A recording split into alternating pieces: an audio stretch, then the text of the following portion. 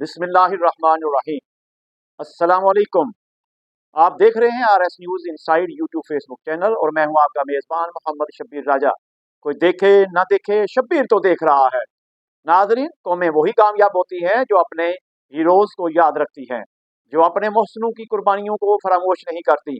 आज हम इन नामवर सिपा सालारों की बात करेंगे जिन्होंने दीन मिल्लत और इंसानियत की खातर अपनी जिंदगियां कुर्बान कर दी, और वो दुश्मन जिन्होंने हमारी कब्रों तक को रौंदने में देर न की। कभी फ्रांस के जनरल ने शाम की सरजमीन पर कदम रखा, सुल्तान सलाहुद्दीन अय्यूबी की कब्र पर लात मारते हुए कहा, उठ सलाहुद्दीन, हम फिर आगे हैं।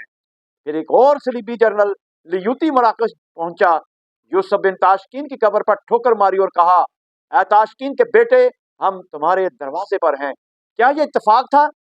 नहीं, ये इनके दिलों में हमारी तारीख का खौफ था। वो जानते थे कि जिस दिन मुसलमान अपने माजी से जुड़ गया, इस दिन इनकी सल्तनतें लर्ज उठेंगी। अंदरून अंदलस जब हाजी मंसूर की कब्र पर दुश्मन ने अपनी बीवी के साथ शराब पीकर कहा, देखो मैंने मुसलमानों की सल्तनत पर कब्जा कर लिया है, ये महज जुमला नहीं था, ये ऐलान फतह था इन लोगों पर जो अपनी तारीख भूल बैठे थे। यूनानी जनरल फोकोलेक्स विंग ने खिलाफत उस्मानिया के बानी उस्मान गाजी की कब्र पर जाकर कहा, उठो ए अजीम उस्मान, देखो तुम्हारी सल्तनत का क्या हाल हो चुका है, हम तुम्हारे पोतों से लड़ने आए हैं। नाज़रीन, आज सलाहुद्दीन, यूसुफ बिन ताशकीन, उस्मान गाजी की अरवाह तड़पती होंगी। क्यों? क्योंकि हमने सिर्फ इनके कारनामे भुला दिए हैं, बल्कि खुद को इनके वारिस कहलवाने के लायक भी नहीं छोड़ा। सुल्तान सलाहुद्दीन अय्यूबी ने एक जुमला कहा था, पहले मुसलमान मुजाहिद होते थे, ईसाई हुक्मरान, आज मुसलमान हुक्मरान है और ईसाई मुजाहिद। हमारी हालत पर रहम आता है। क्या आज कोई ऐसा सिपा सलार है जो अमेरिका, इसराइल या भारत के सामने आंख उठाकर बात कर सके? नाजरीन, ये न समझिए कि हमारे पास सलाहुद्दीन अय्यूबी, ताशकीन या उस्मान गाजी जैसे लोग अब नहीं रहे।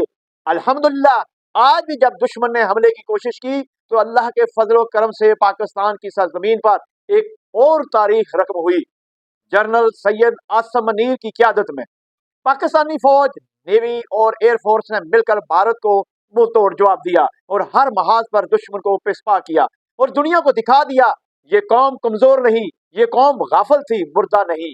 फजाओं में पाकिस्तान के शाहीन गिरजे, समुद्र में नेवी की अबदूज़ें दुश्मन की नींदें उड़ाती रही और जमीनी महाज पर अफवाज पाकिस्तान ने वो दलेरी दिखाई जो सिर्फ ईमान, तकवा और कुर्बानी से आती है।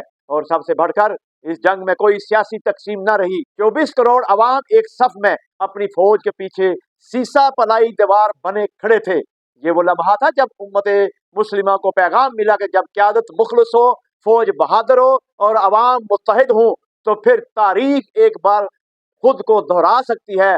नाज़रीन, मायूस मत हो, याद रखें, सलाहुद्दीन की रूह आज भी जिंदा है, बस इसे जगाने की देर है। हमने तारीख के अवराक में सिर्फ माजी के मुजाहिद नहीं देखे, बल्कि हालिया जंग में जनरल आसम मनीर और इनके जानसार सिपाहियों ने हमें बता दिया, ये कौम अगर जाग जाए तो दुश्मन की कोई जुर्रत नहीं कि हमारी तरफ मैली आंख से देख सके। नाज़रीन, अगर आप चाहते हैं कि आपकी आने वाली नस्लें सर उठाकर जी सकें तो उन्हें बताएं कि सुल्तान सलाहुद्दीन अय्यूबी कौन था, यूसुफ बिन ताशकीन ने क्या किया, उस्मान गाजी ने क्या ख्वाब देखा था।